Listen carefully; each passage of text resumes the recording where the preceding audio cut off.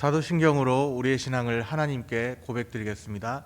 전능하사 천지를 만드신 하나님 아버지를 내가 믿사오며 그 외아들 우리 주 예수 그리스도를 믿사오니 이는 성령으로 잉태하사 동정녀 마리아에게 나시고 본디오 빌라도에게 고난을 받으사 십자가에 못 박혀 죽으시고 장사한 지 사흘 만에 죽은 자 가운데서 다시 살아나시며 하늘에 오르사 전능하신 하나님 우편에 앉아 계시다가 저리로서 산자와 죽은 자를 심판하러 오시리라.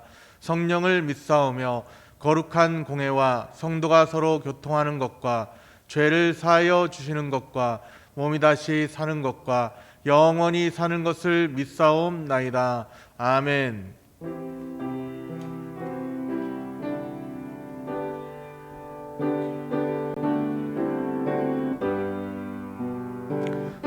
우리는 주님을 늘 배반하나 내 주 예수 여전히 날 부르사 그 참되신 사랑을 베푸시나니 내 형제여 주님을 곧 따르라. 주 널 위해 비네 주 널 위해 비네 주 널 위해 비네 항상 비시네. 주께서 풍성한 은혜를 내려 내 영혼이 나날이 복 받으니 주 예수를 너희도 구주로 섬겨 곧 따르면 풍성한 복 받겠네. 주 널 위해 비네 주 널 위해 비네 주 널 위해 비네 항상 비시네. 무거운 짐 지고 애타는 인생 주 예수께 돌아와 고치어라. 내 주 예수 너희를 돌보실 때에 참 복락과 위가 넘치겠네. 주 널 위해 비네 주 널 위해 비네 주 널 위해 비네 항상 비시네.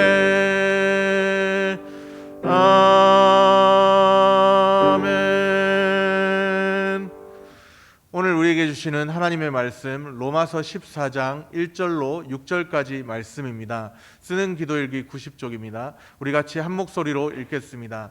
믿음이 연약한 자를 너희가 받되 그의 의견을 비판하지 말라. 어떤 사람은 모든 것을 먹을 만한 믿음이 있고 믿음이 연약한 자는 채소만 먹느니라. 먹는 자는 먹지 않는 자를 업신여기지 말고 먹지 않는 자는 먹는 자를 비판하지 말라. 이는 하나님이 그를 받으셨음이라. 남의 하인을 비판하는 너는 누구냐? 그가 서 있는 것이나 넘어지는 것이 자기 주인에게 있음에 그가 세움을 받으리니 이는 그를 세우시는 권능이 주께 있음이라. 어떤 사람은 이 날을 저 날보다 낮게 여기고 어떤 사람은 모든 날을 같게 여기나니 각각 자기 마음으로 확정할지니라. 나를 중히 여기는 자도 주를 위하여 중히 여기고 먹는 자도 주를 위하여 먹으니 이는 하나님께 감사함이요 먹지 않는 자도 주를 위하여 먹지 아니하며 하나님께 감사하느니라. 아멘. 우리의 마음을 모아 축복 기도문으로 함께 기도하겠습니다. 하나님 아버지, 대한민국을 위해 기도드립니다. 슬퍼하고 있는 대한민국의 자비의 손길로 위로하시며 상처 입은 이 민족을 십자가의 붕대로 싸매 주시옵소서. MBC 센터를 위해 기도드립니다. MBC 센터가 마을과 지역을 섬기게 하셔서 오고 싶고 머물고 싶은 마을이 되게 하소서. 담임 목사님을 위하여 기도드립니다. 영육간에 강건하게 하셔서 지치지 않고 주님의 복음 끝까지 전하게 하옵소서. 주여, 환우들을 위하여 기도드립니다. 주께서 채찍에 맞음으로 우리가 나음을 받았다고 말씀하신 주님, 이목구비 사지백체 5장 6부에 있는 온갖 질병들에서 회복시켜 주옵소서. 이 시간 우리가 고백하지 못한 모든 질병도 예수님의 이름으로 깨끗하게 치유하여 주옵소서. 주여, 성령님의 임재로 교회를 세우시고 교회를 통하여 역사하시는 인생 디자인 작업이 힘을 얻게 하소서. 주여, 성령님이 역사하시는 교회 세움이 사도행전의 원형 교회를 통하여 우리도 새롭게 디자인되게 하소서. 예수님의 이름으로 기도드립니다. 아멘. 하나님 아버지, 오늘도 이 새벽에 주님 앞에 나왔습니다. 우리의 마음을 모아 주님 앞에 드리오니 주여 기뻐 받아주시고 오늘 이 새벽 주의 음성을 들을 수 있는, 주의 말씀을 통하여 또한 기도할 때 주의 음성 들을 수 있는 시간 될 수 있도록 인도하여 주옵소서. 주님의 은혜 가운데 오늘 하루도 동행하여 주실 줄 믿습니다. 예수님의 이름으로 감사드리며 기도드리옵나이다. 아멘. 서로 판단하지 말라, 이런 제목으로 하나님 말씀 나누기 원합니다. 우리는 때때로 판단하기를 좋아합니다. 그런데 오늘 말씀은 먹는 문제나 날의 문제로 서로 판단하지 말 것을 권면하는 내용입니다. 내용 관찰 1번입니다. 우리 같이 읽겠습니다. 바울은 믿음이 연약한 자의 말과 행동에 대해 어떻게 대하라고 말합니까?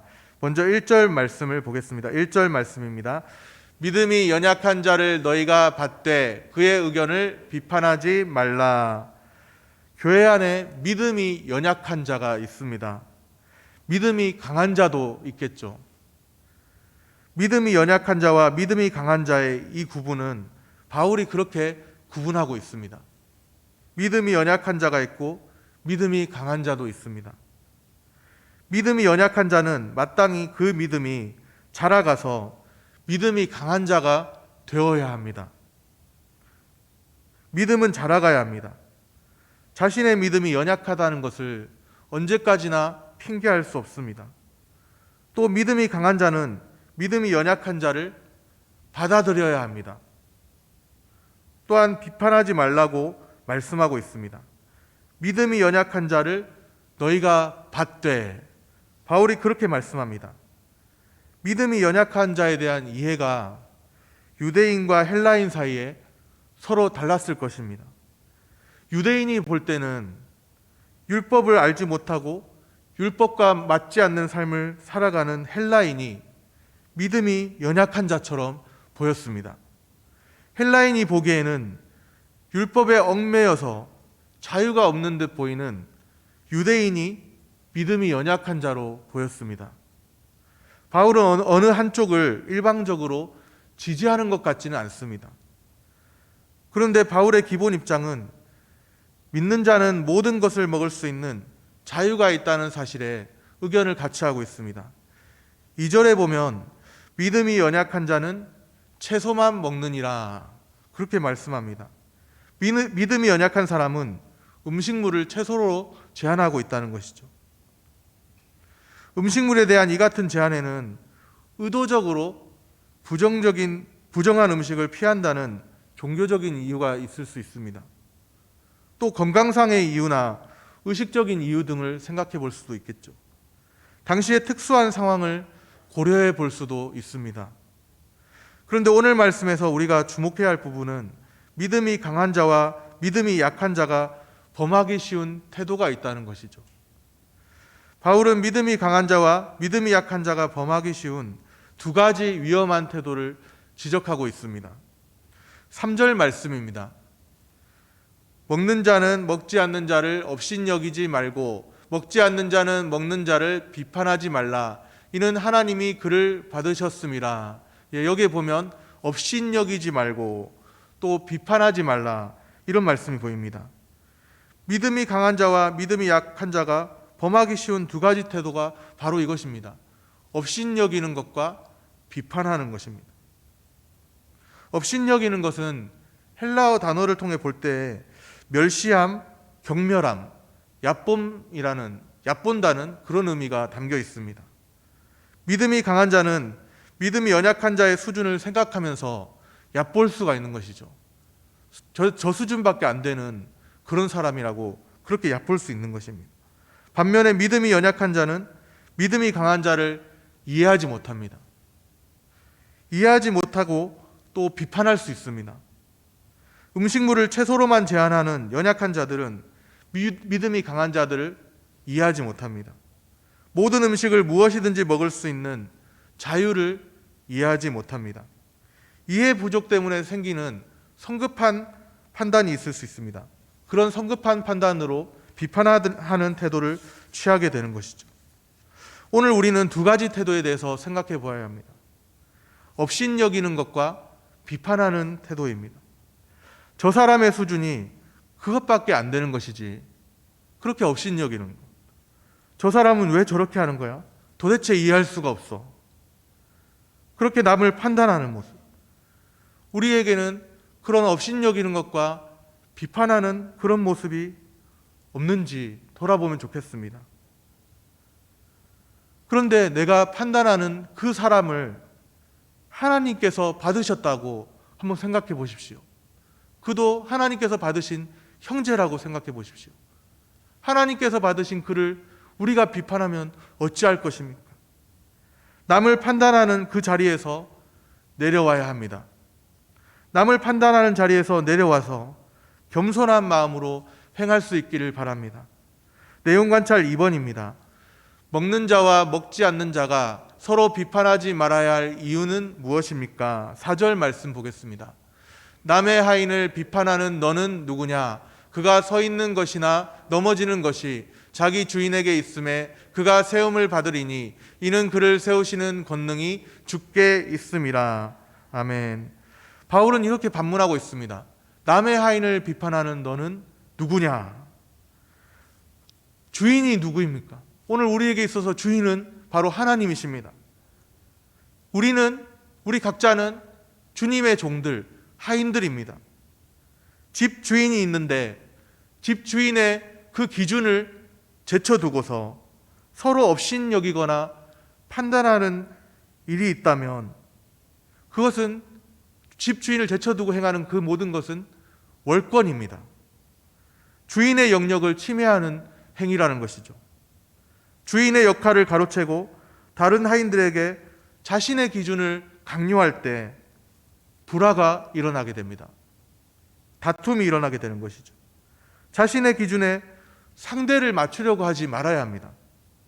그것은 폭력일 수 있습니다.